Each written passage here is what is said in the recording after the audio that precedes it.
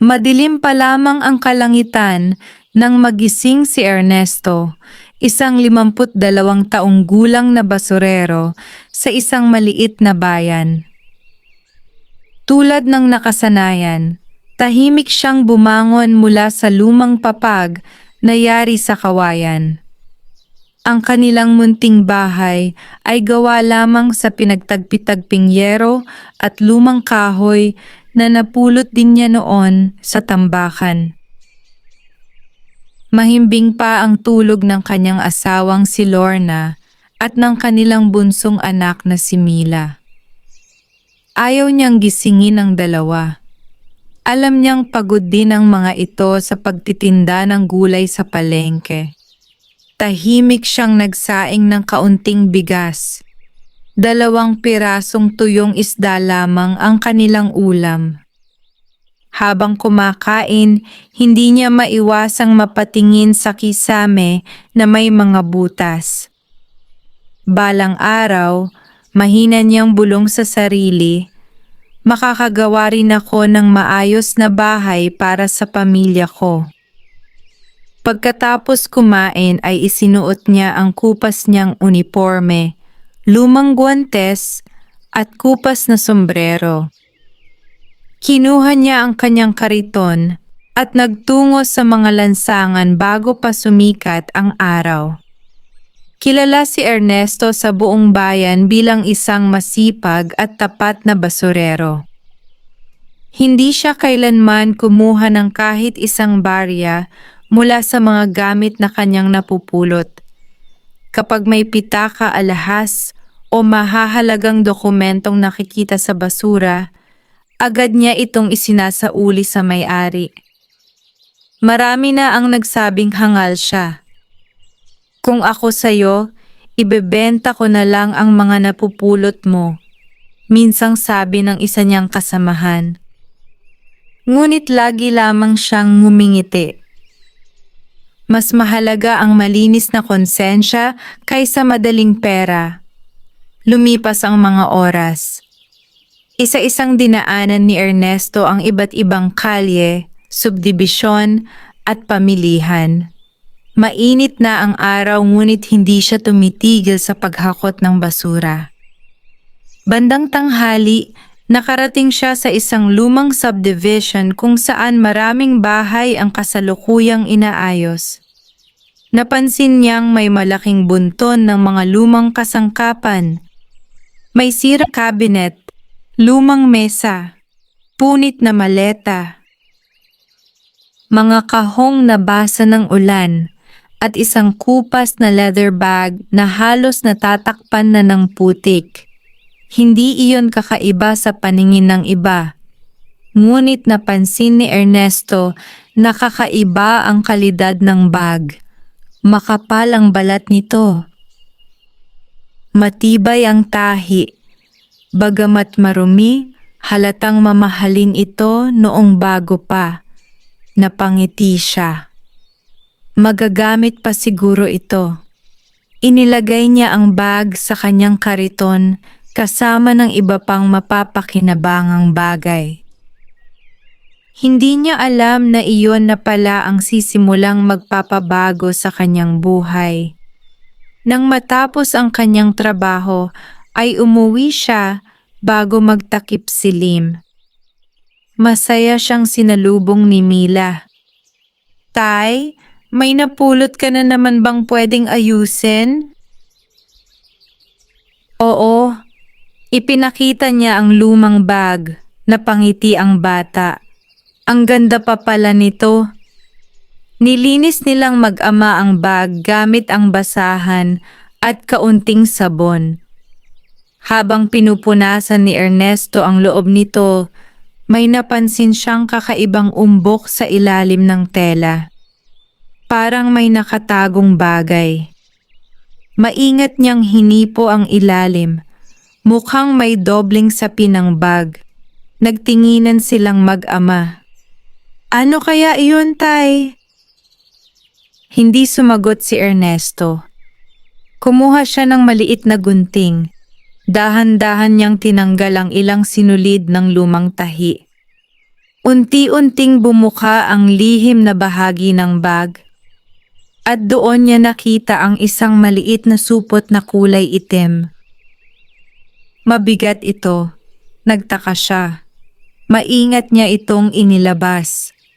Pagkabukas niya ng supot ay bumungad ang makapal na balot ng mga lumang dokumento, isang lumang susi na kulay ginto, at isang makapal na sobre na tila matagal nang hindi nabubuksan.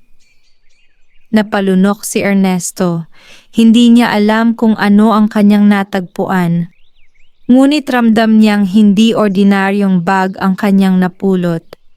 At ang lihim na laman nito ang magsisimulang magbukas ng pintuan tungo sa isang kapalarang hindi niya kailanman inakalang mararanasan. Magdamag na halos hindi nakatulog si Ernesto. Paulit-ulit niyang tinitingnan ang lumang supot na kanyang nakuha mula sa dobling sapin ng leather bag. Nasa ibabaw iyon ng kanilang lumang mesa, katabi ng ilaw na degaas. Tahimik ang buong bahay, ngunit ang isip niya ay punong-puno ng tanong. Ano kaya ang laman ng sobre? Kanino kaya ang susi? Bakit itinago ang mga ito sa loob ng bag? Nang sumikat ang araw, nag-almusal muna sila ng kanyang pamilya. Napansin ni Lorna na tila balisa ang kanyang asawa. Parang may iniisip ka. Ngumiti lamang si Ernesto. May napulot akong kakaiba kahapon. Ikinuwento niya ang lahat. Ipinakita niya ang lumang susi, ang mga dokumento, at ang makapal na sobre. Hindi agad nagsalita si Lorna. Kung may-ari pa nito, kailangan nating hanapin. Tumango si Ernesto. Iyan din ang iniisip ko. Dahan-dahan niyang binuksan ang lumang sobre. Nanginginig pa ang kanyang mga kamay dahil baka may mahalagang nilalaman iyon. Sa loob ay may isang liham. Kupas na ang tinta ngunit mababasa pa rin ang sulat. Mahal na makakahanap ng bag na ito. Kung nababasa mo ang liham na ito, marahil ay wala na ako. Itinago ko rito ang pinakamahalagang mga dokumento ng aking buhay. Hindi ito kayamanan na ginto o pera, ngunit maaaring magbukas ng isang napakalaking pagkakataon. Huwag mo itong sirain. Hanapin mo ang lugar na nakasulat sa likod ng unang dokumento. Dalhin mo rin ang lumang susi. Kung isa kang tapat na tao, sana ay ikaw ang tamang taong makatagpo nito. Natigilan ang mag-asawa. Tahimik na nagkatinginan ang dalawa. Binuklat ni Ernesto ang unang dokumento. Sa likod nito ay may nakasulat na isang lumang address sa kabilang lalawigan. Meron ding pangalan ng isang bodega na matagal nang isinara. Napakalayo nito, sabi ni Lorna. Oo. Pero parang gusto kong malaman ang katotohanan. Habang iniisip nila ang susunod na gagawin, pumasok si Mila. Tay, baka regalo yan ng Diyos. Napangiti si Ernesto. Hindi muna tayo aasa. Una nating aalamin kung may-ari pa. Kinabukasan, nagtungo siya sa barangay hall upang ipaalam ang kanyang natagpuan. Ipinakita niya ang bag at ang mga dokumento. Pinuri siya ng opisyal. Kung iba ang nakapulot nito, baka itinapon na lang o ibinenta ang bag. Ngunit walang record ang barangay tungkol sa may-ari. Maging sa himpilan ng pulisya ay wala ring naitalang nawawalang bag na tumutugma sa kanyang nakita. Lumipas ang ilang araw. Wala pa ring naghahanap. Habang nagtatrabaho bilang basurero, hindi pa rin nawawala sa isip ni Ernesto ang liham. Tuwing makikita niya ang lumang susi, para bang may humihila sa kanya, upang puntahan ang address na nakasulat sa dokumento. Isang gabi, nagpa siya siyang magsalita. "Lorna, ano yon? Gusto kong puntahan ang lugar. Tayo ba?" "Hindi. Ako lang muna. Kapag may nalaman ako, saka ko kayo susunduin." Tahimik na tumango ang kanyang asawa. "Ingat ka." Maaga pa lamang kinabukasan ay naghanda si Ernesto ng maliit na bag. Nagbaon siya ng kaunting pagkain, tubig at pamasahe na ilang buwang pinag-ipunan. Inilagay niya sa loob ang lumang susi, ang mga dokumento at ang liham. Bago siya umalis ay mahigpit siyang niyakap ni Mila. "Balik ka agad, Tay." "Oo." Sumakay siya ng bus patungo sa malayong lalawigan. Habang unti-unting lumalayo ang kanilang bayan, hindi niya alam na ang simpleng paglalakbay na iyon ang magiging simula ng pinakamalaking pagbabago sa kanyang buhay. Sa kanyang pagdating sa nakasulat na address, bumungad sa kanya ang isang luma at halos abandonadong bodega na nababalot ng damo at kalawang. Huminto siya sa harap ng malaking bakal na pintuan. Sa gitna nito ay may isang lumang kandado. Dahan-dahan niyang inilabas ang gintong susi mula sa bag. Huminga siya ng malalim at maingat niya itong ipinasok sa kandado. Nanginginig ang kamay ni Ernesto habang dahan-dahan niyang iniikot ang gintong susi sa lumang kandado. Sa loob ng ilang segundo ay walang nangyari. Ngunit biglang click. Bumukas ang kandado. Napaatras siya sa pagkabigla. Mahigit 20 taon na marahil ang lumipas mula nang huling mabuksan ang pintuang iyon. Dahan-dahan niyang itinulak ang malaking bakal na pinto. Umalingaw-ngaw ang mahabang lagitik ng kalawang habang bumubukas ito. Isang malamig na simoy ng hangin ang sumalubong sa kanya. Madilim ang loob ng bodega. May mga lumang kahon, sirang kabinet at makakapal na sapot ng gagamba. Halatang matagal nang walang taong pumapasok roon. Naglakad siya ng marahan. Ang bawat hakbang niya ay sinasabayan ng paglangit-ngit ng lumang sahig. Hindi siya naghahanap ng kayamanan. Ang nais lamang niya ay malaman kung bakit itinago ang susi at mga dokumento sa loob ng lumang bag. Habang sinusuri niya ang paligid, napansin niya ang isang lumang mesa sa pinakadulo ng bodega. May nakapatong na maliit na kahon na yari sa kahoy. Sa ibabaw nito ay may manipis na alikabok, ngunit kakaiba ang isang bahagi nito, tila may bagong bakas ng kamay. Napakunot-no si Ernesto. Ibig bang sabihin, may nakapunta rito kamakailan? Nag-ingat siya. Lumapit siya sa kahon at maingat na binuksan ito. Sa loob ay may isa pang sobre. Kasama nito ang isang lumang larawan. Kinuha niya ang larawan. Makikita rito ang isang matandang lalaki na nakangiti habang nakatayo sa harap ng isang malaking kumpanya ng pagre-recycle. Sa tabi nito ay ilang manggagawa na masaya ring nakangiti. Sa likod ng larawan ay may nakasulat. Kung nakita mo ang larawang ito, ibig sabihin ay narating mo ang tamang lugar. Napalunok si Ernesto. Binuksan niya ang sobre. Sa loob ay may isa na namang liham. Mahal na makakahanap, ako si Don Ricardo Villanueva. Kung narating mo ang lugar na ito, naniniwala akong isa kang taong tapat. Ang bag na iyong nakita ay sinadya kong itago bago ako mawala. Nung nabubuhay pa ako, itinayo ko ang isa sa pinakamalaking negosyo sa pagre-recycle sa aming lalawigan.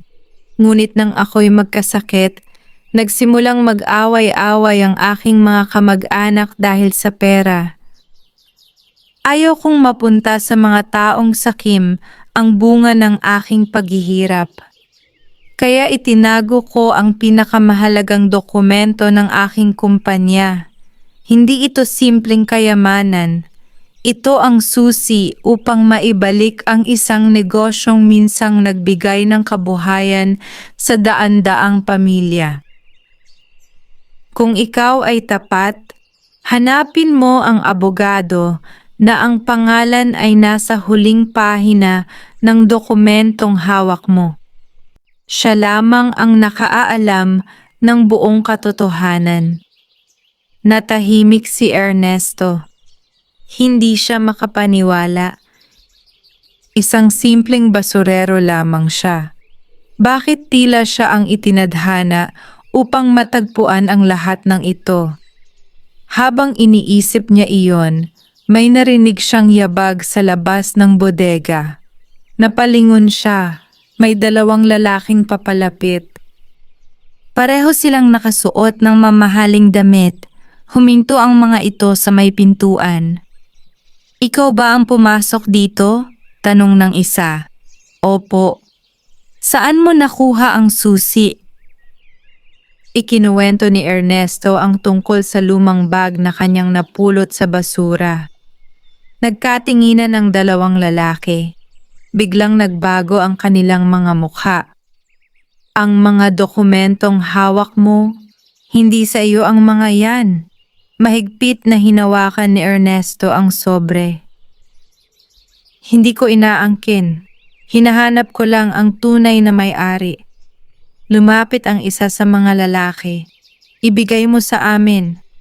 "Hindi maaari, hanggat hindi ko nalalaman ang buong katotohanan." Naging seryoso ang kanilang mga mukha.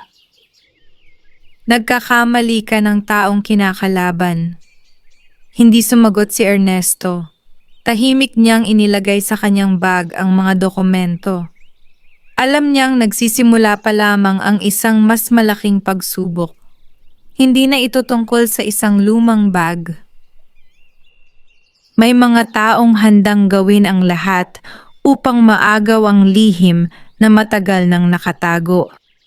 At sa unang pagkakataon sa kanyang buhay, naramdaman ni Ernesto na ang kanyang katapatan ang magiging pinakamalaking sandata laban sa mga taong ang tanging hangad ay ang kayamanang hindi naman nila pinaghirapan.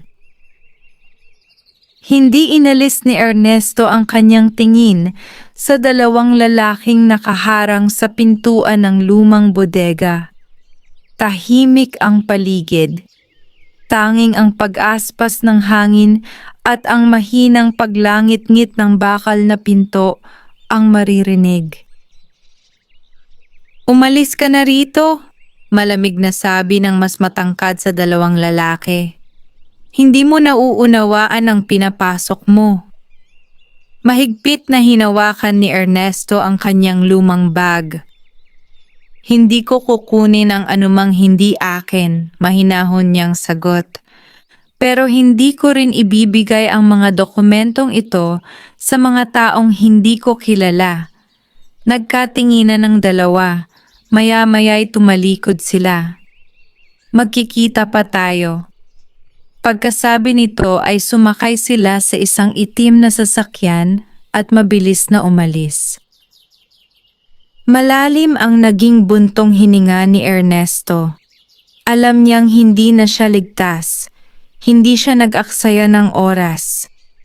Agad niyang binasa ang huling pahina ng dokumento. Naroon ang pangalan ng abogado at ang address ng kanyang opisina. Kinabukasan, maaga siyang nagtungo roon. Lumang gusali ang kanyang nadatnan. Hindi ito kasing enggrande ng inaasahan niya, ngunit maayos at malinis. Pagpasok niya sa opisina ay sinalubong siya ng isang sekretarya. Magandang umaga. Ano po ang maipaglilingkod namin? Nais ko pong makausap si Attorney Benjamin Reyes. May appointment po ba kayo? Wala po. Ipagpaumanhin ninyo, ngunit abala po siya. Nag-alinlangan si Ernesto. Maya-maya ay inilabas niya ang lumang liham ni Don Ricardo. Pagkakita ng sekretarya sa pirma sa ibaba ng liham ay biglang nagbago ang kanyang ekspresyon. Sandali lang po. Pumasok ito sa loob ng opisina. Ilang minuto ang lumipas bago bumukas ang malaking pinto. Lumabas ang isang matandang abogado na may puting buhok at salamin. Tinitigan niya si Ernesto. Ikaw ba ang may hawak ng liham? Opo. Halika. Pumasok sila sa pribadong opisina. Tahimik na isinara ng abogado ang pinto.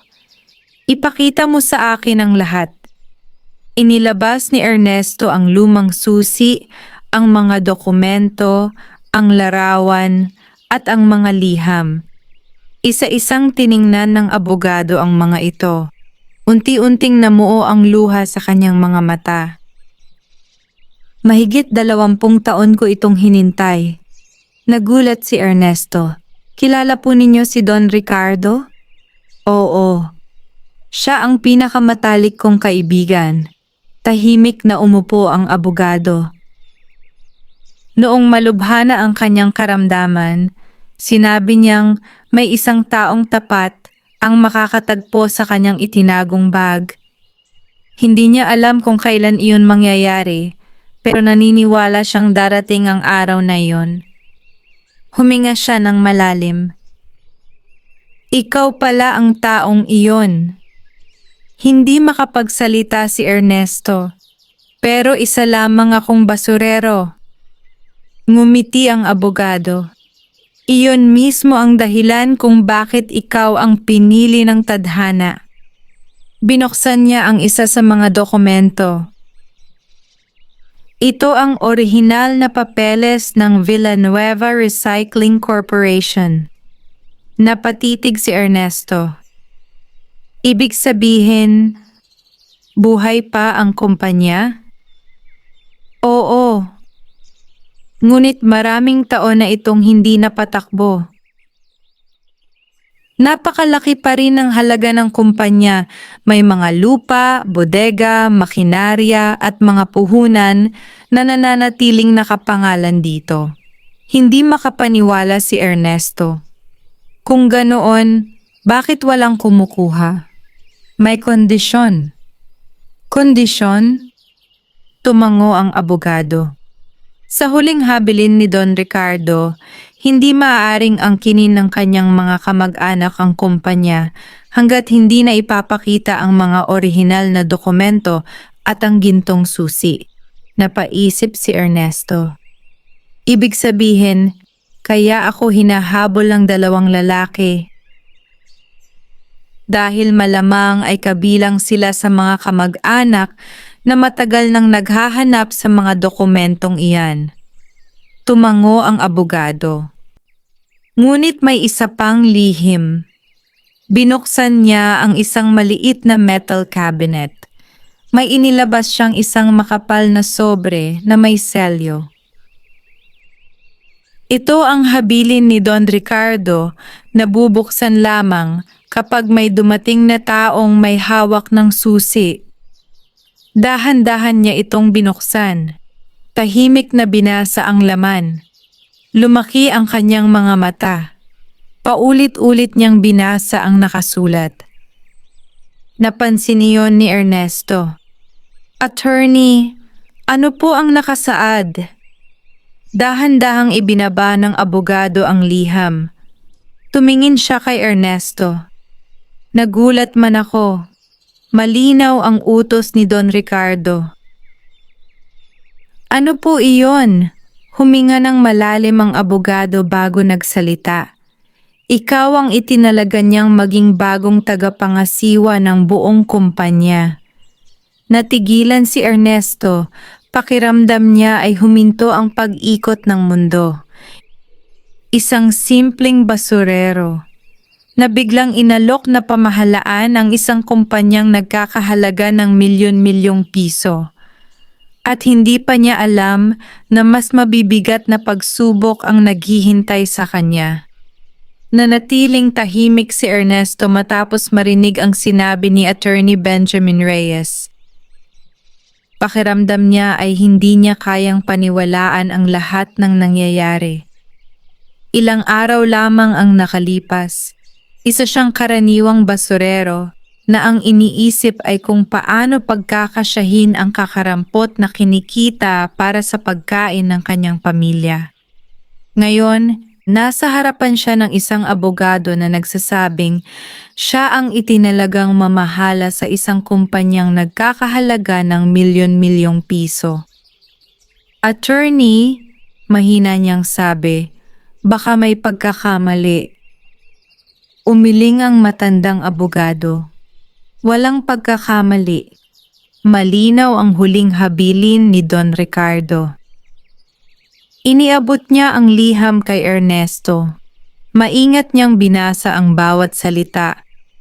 Sa taong makatatagpo ng aking mga dokumento at magpapakita ng katapatan sa paghahanap ng katotohanan, ipinagkakatiwala ko ang pamamahala ng Villanueva Recycling Corporation.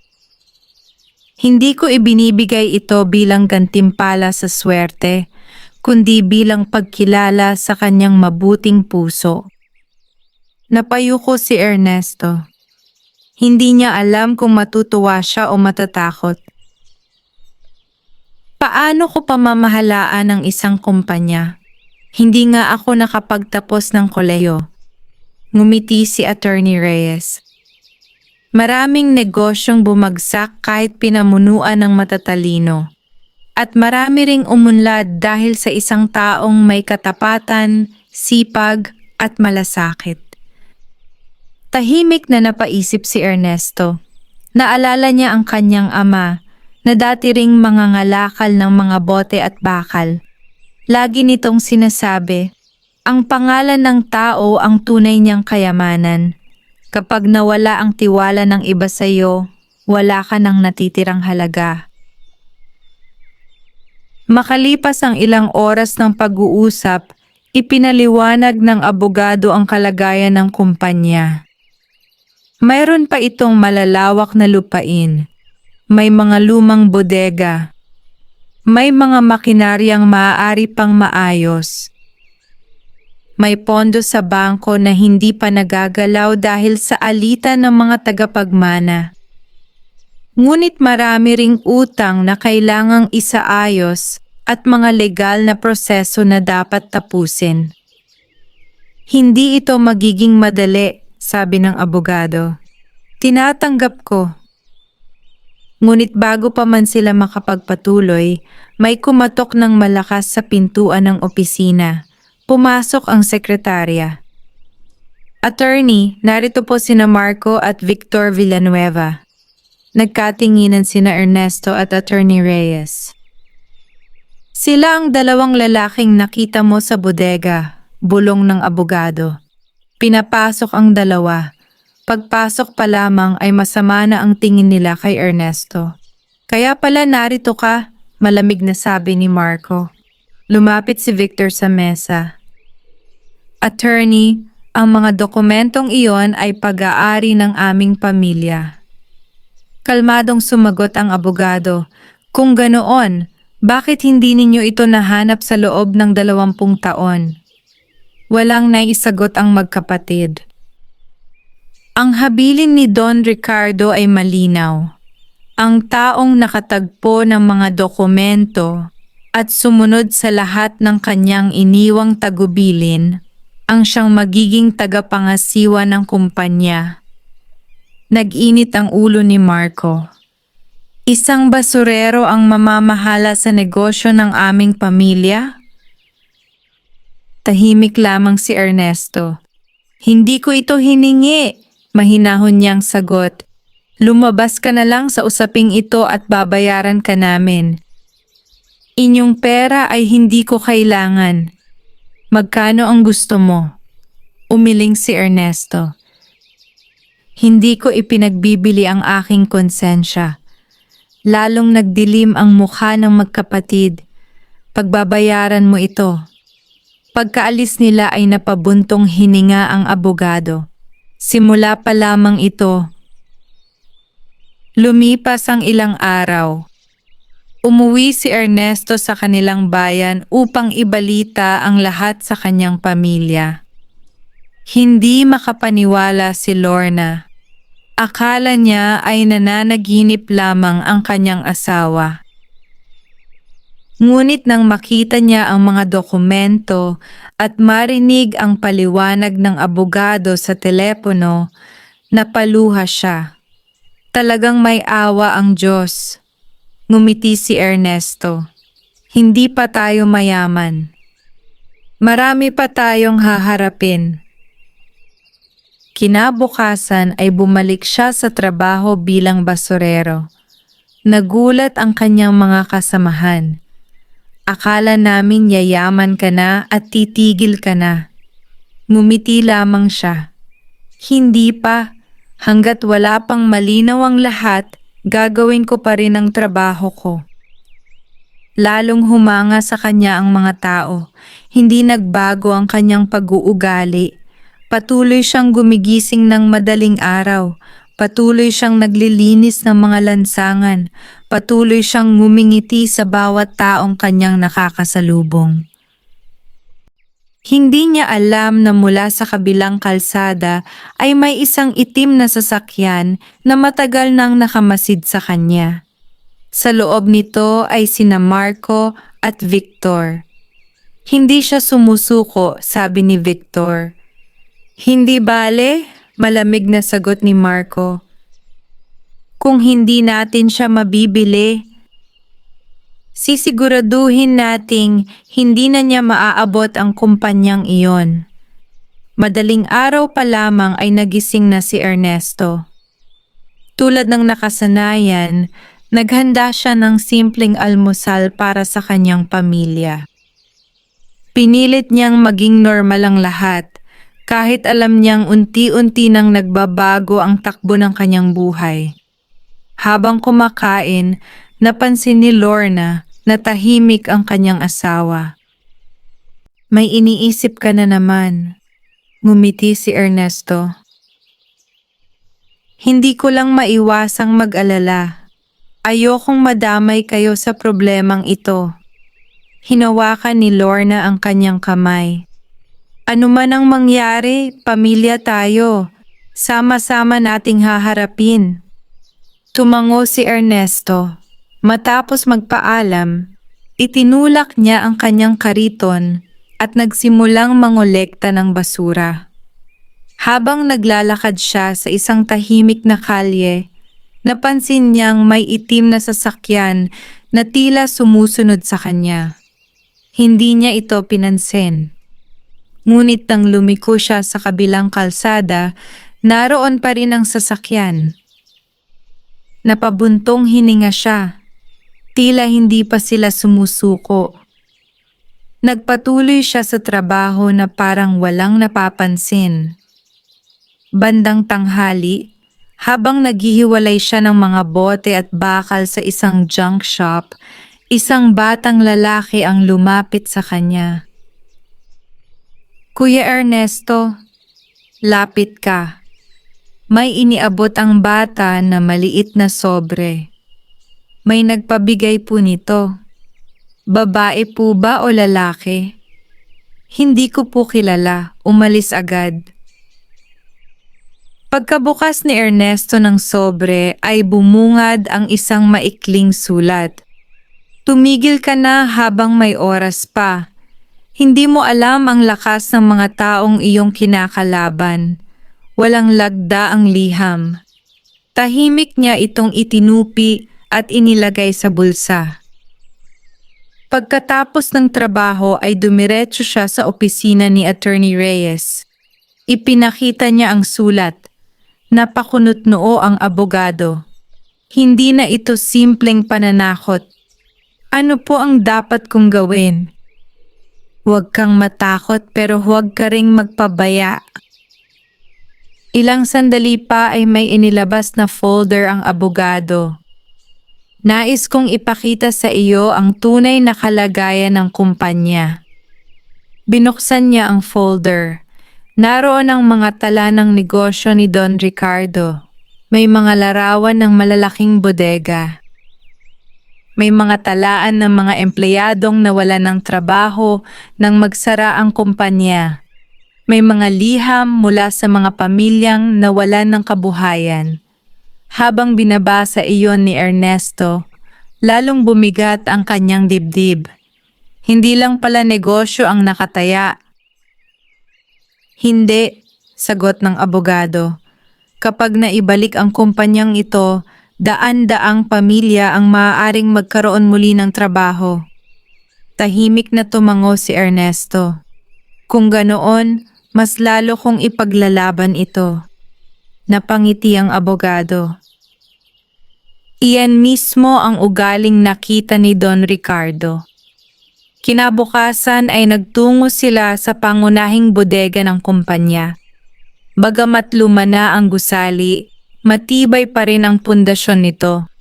Habang iniikot nila ang lugar, isang matandang lalaki ang lumapit. Ikaw ba si Ernesto? Opo, napangiti ang matanda. Ako si Mang Celso. Dati akong tagapangasiwa rito. Biglang lumiwanag ang mukha ni Attorney Reyes. Celso, buhay ka pa pala. Nagkamayan ang dalawa. Lumapit si Mang Celso kay Ernesto. Matagal na naming hinihintay ang taong muling bubuhay sa kumpanyang ito. Handa po ba kayong tumulong? Ngumiti ang matanda. Hanggat kaya ng aking katawan. Habang nag-uusap sila, napansin ni Ernesto ang isang grupo ng mga dating manggagawa na unti-unting lumalapit. Isa-isa silang nagpakilala. Lahat sila ay dating empleyado ng kumpanya. Lahat sila ay nawalan ng trabaho nang magsara ito. At lahat sila ay umaasang muling mabubuhay ang negosyong minsang nagbigay sa kanila ng marangal na kabuhayan. Napuno ng pag-asa ang puso ni Ernesto. Sa unang pagkakataon, nakita niyang hindi lamang siya ang lumalaban. May mga taong handang tumulong upang muling maitayo ang kumpanyang matagal nang nalugmok. Ngunit habang sila ay abala sa pag-uusap, isang lalaki ang lihim na kumukuha ng mga larawan mula sa malayo. Agad niyang ipinadala ang mga ito kina Marco at Victor. Makalipas ang ilang minuto, isang maikling mensahe ang kanilang natanggap. Simulan na ang susunod na plano. Hindi na natin siya dapat hayaang makabalik ng ligtas. Mabigat ang pakiramdam ni Ernesto habang pauwi mula sa lumang bodega. Hindi siya natatakot para sa sarili niya, kundi para sa kanyang pamilya. Alam niyang habang lumalalim ang kanyang pagkakasangkot sa kumpanya ni Don Ricardo, lalo ring lumalaki ang panganib na kanilang haharapin. Pagsapit niya sa kanilang bahay ay masayang sinalubong siya ni Mila. Tay, may niluto kaming paborito mo. Napangiti si Ernesto. Naupo silang tatlo sa hapag at sabay-sabay na kumain. Habang pinagmamasdan niya ang kanyang asawa at anak, lalo niyang pinagtibay ang kanyang pasya. Ano man ang mangyari, hindi niya hahayaang maagaw ng mga sakimang negosyong maaaring muling magbigay ng kabuhayan sa napakaraming tao. Kinabukasan ay nagtungo siya muli sa opisina ni Attorney Reyes. Naroon na rin si Mang Celso. May inilatag silang plano upang unti-unting maibalik ang operasyon ng Villanueva Recycling Corporation. Una nilang ipaayos ang pangunahing bodega. Susunod ang pagkukumpuni ng mga lumang makinarya. Pagkatapos ay muling kukuha ng mga dating empleyadong nais bumalik sa trabaho. Habang pinag-uusapan nila ang mga hakbang, isang lalaki ang biglang dumating. Naka-Amerikana ito at may dalang malaking itim na maleta. Magandang umaga. Ako si Roberto Salazar. Ipinadala ako nina Marco at Victor. Tahimik lamang si Ernesto. Inilapag ng lalaki ang maleta sa ibabaw ng mesa. Nang buksan niya ito ay bumungad ang makakapal na bungkos ng salapi. Halos mapuno ng pera ang buong maleta. Nandito ang 50 milyong piso. Nasa iyo na ang mga dokumento. Iabot mo sa amin ang lahat at maaari kang magsimula ng bagong buhay. Natahimik ang silid.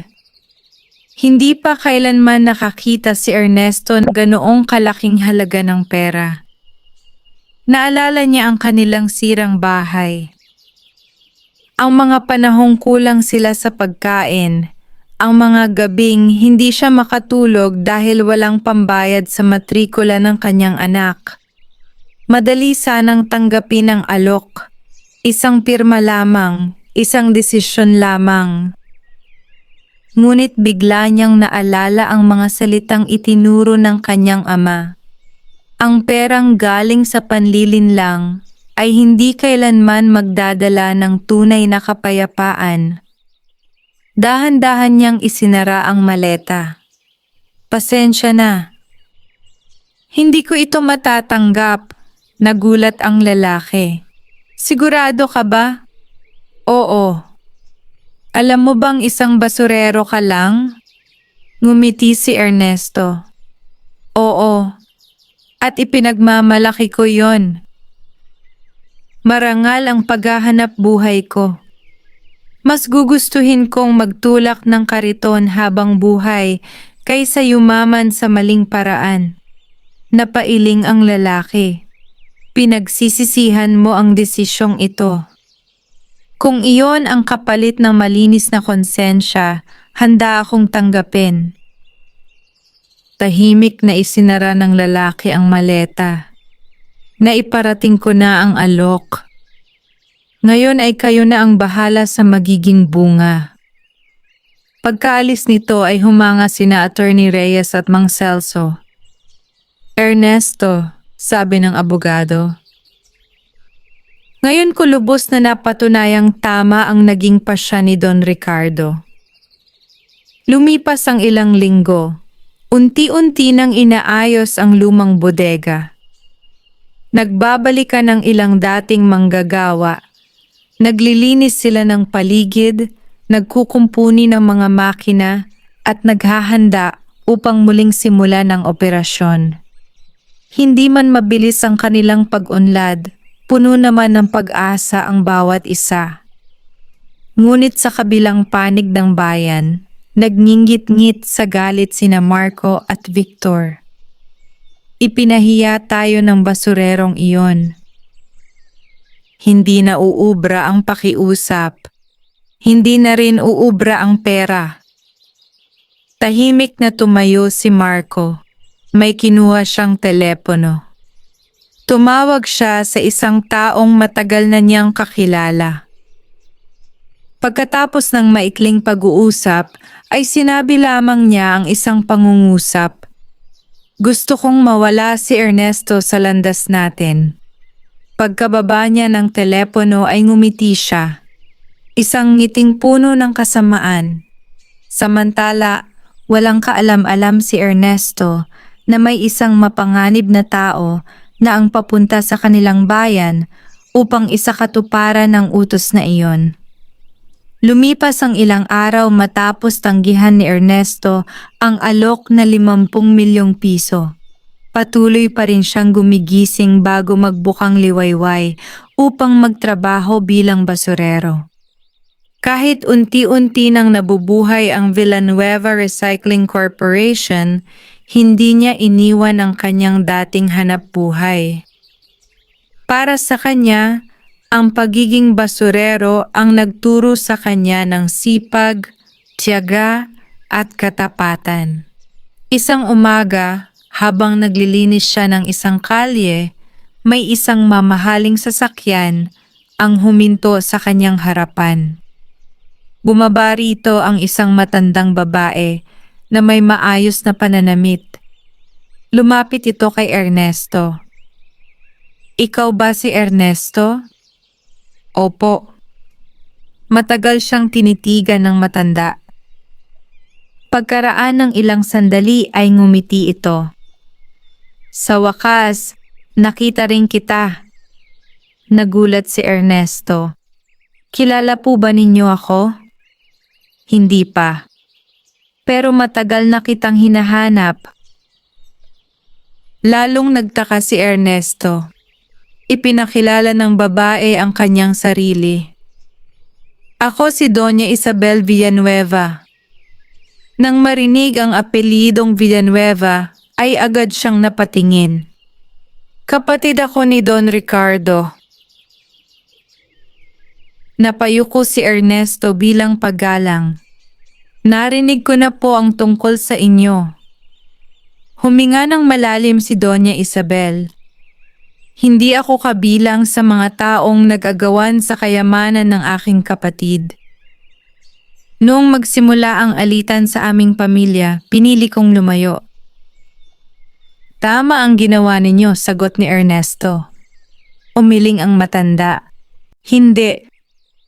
Dapat noon pa ako nagsalita." Inanyayahan niya si Ernesto na sumama sa opisina ni Attorney Reyes.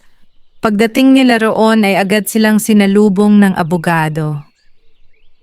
Isabel, Benjamin, nagkamayan ang dalawa. Naupo silang tatlo at nagsimula ang mahabang pag-uusap. May inilabas na maliit na kahon si Doña Isabel. "Iniwan ito sa akin ni Ricardo. Bilin niyang ibigay lamang ito sa taong tunay na karapat-dapat." Binuksan niya ang kahon. Sa loob ay may lumang kwaderno. Ito pala ang personal na tala ni Don Ricardo. Isa-isang binasa ni Attorney Reyes ang mga pahina. Nakasulat doon kung paano nagsimula ang kumpanya, kung paano niya itinayo ito mula sa pangangalakal ng mga bote, papel, bakal at plastik, at kung bakit niya pinahalagahan ang mga basurero. May isang bahagi ng kwaderno na nagpaluha kay Ernesto. Maraming tao ang minamaliit ang mga basurero, ngunit sila ang unang nagbibigay ng pangalawang buhay sa mga bagay na itinapon ng iba. Kung may isang taong karapat-dapat magpatuloy ng aking nasimulan, nais kong siya ay isang taong marunong magpahalaga sa marangal na trabaho. Tahimik ang buong silid. Hindi napigilan ni Ernesto ang mapaluha. Pakiramdam niya ay ngayon lamang niya lubos na naunawaan kung bakit tila siya ang itinadhana na makatagpo sa lumang bag. Biglang bumukas ang pinto ng opisina. Isang pulis ang pumasok. "Attorney Reyes, ano iyon?" "May nahuli kaming lalaki. May dala siyang peking mga dokumento ng kumpanya. Lumabas sa investigasyon na inuutos lamang siya." "Kanino?" Tahimik na tumingin ang pulis kay Ernesto, kina Marco at Victor Villanueva. Nagkatinginan ang lahat. Patunay na ito na hindi titigil ang magkapatid hanggat hindi nila nakukuha ang kumpanya. Ngunit bago pa sila makapag-usap ng mas matagal, muling nagsalita ang pulis. "May isa pa pong balita." "Ano iyon?" "May paparating na pagdinig sa hukuman. Doon tuluyang pagpapasyahan kung sino ang may legal na karapatan sa Villanueva Recycling Corporation." Naging tahimik ang silid. Alam nilang ang pagdinig na yon ang magiging pinakamahalagang laban sa kanilang buhay. Doon malalaman kung mananaig ang katapatan o ang kasakiman. Dumating ang araw ng pagdinig. Maaga pa lamang ay puno na ng mga tao ang bulwagan ng hukuman. Dumalo ang mga dating empleyado ng Villanueva Recycling Corporation, mga mamamahayag, at maging ang ilang residente ng bayan na nakarinig ng pambihirang kwento ng isang basurerong nakatagpo ng mga dokumentong matagal nang nawawala. Tahimik na nakaupo si Ernesto sa tabi ni na Attorney Benjamin Reyes at Doña Isabel Villanueva. Sa kabilang panig naman ay naroon sina Marco at Victor Villanueva kasama ang kanilang mga abogado. Nang magsimula ang pagdinig ay isa-isang iniharap ang mga ebidensya. Ipinakita ang lumang leather bag, ang gintong susi, ang mga liham ni Don Ricardo, ang orihinal na mga dokumento ng kumpanya. Isa-isang sinuri ng hukom ang mga ito. Tumayo ang abogado ni na Marco at Victor. Kagalang-galang na hukom, ang aking mga kliyente ang tunay na mga kamag-anak ni Don Ricardo. Ang isang basurero ay walang karapatang mamahala sa negosyong ito. Tahimik na nakinig ang lahat. Tumayo naman si Attorney Reyes. Hindi namin itinatanggi na sila ay mga kamag-anak, ngunit ang usapin dito ay ang huling habilin ng namayapang si Don Ricardo. Iniharap niya ang orihinal na dokumento pirmado at notaryado.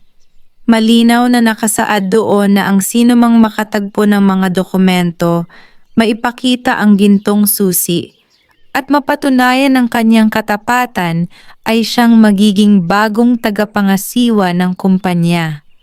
Tahimik ang buong silid habang binabasa iyon ng hukom. Sunod na tumestigo si Doña Isabel. Isinalaysay niya kung paano nasira ang kanilang pamilya dahil sa kasakiman.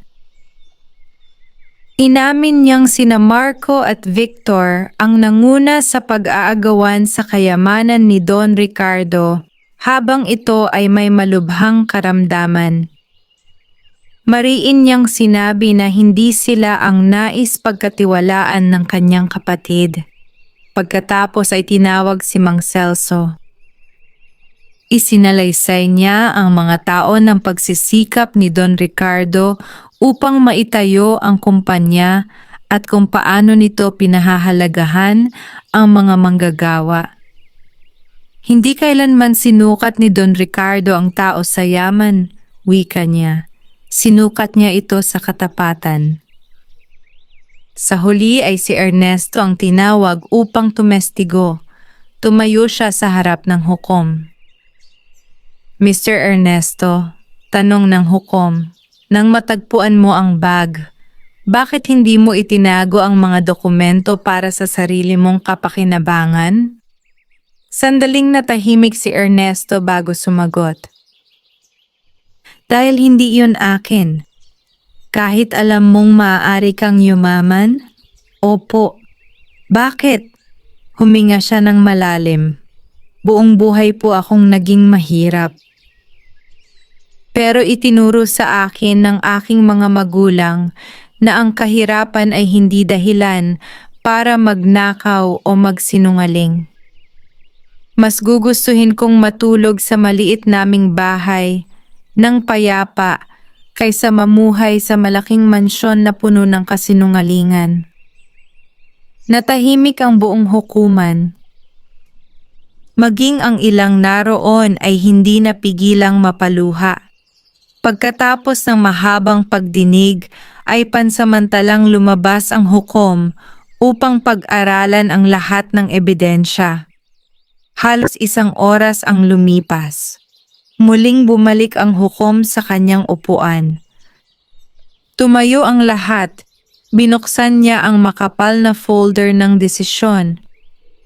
Batay sa mga ebidensyang iniharap, sa mga saksi, at sa legal na bisa ng huling habilin ni Don Ricardo Villanueva, kinikilala ng hukuman ang pagiging tunay ng mga dokumento at ng gintong susi.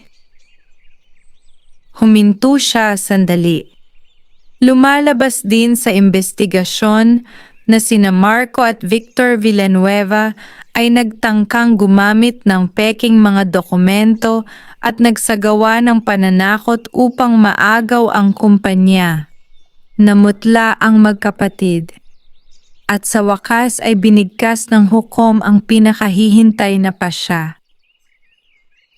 Ang pamamahala ng Villanueva Recycling Corporation ay legal na ipinagkakaloob kay Ernesto, alinsunod sa huling habilin ni Don Ricardo Villanueva.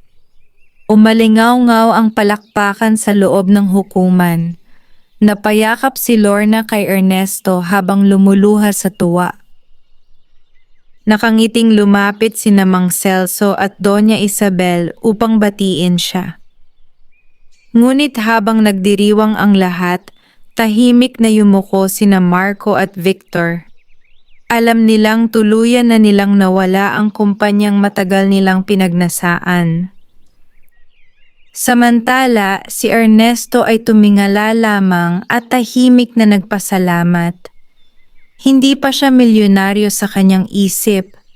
Isa pa rin siyang simpleng basurero na pinagkatiwalaan ng isang napakalaking responsibilidad at ipinangako niya sa kanyang sarili na hindi kailanman magbabago ang kanyang puso gaano man kalaki ang kanyang magiging tagumpay. Lumipas ang 6 na buwan matapos ang desisyon ng hukuman.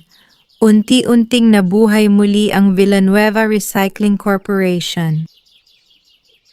Ang dating abandonadong mga bodega ay naging abala muli sa araw-araw.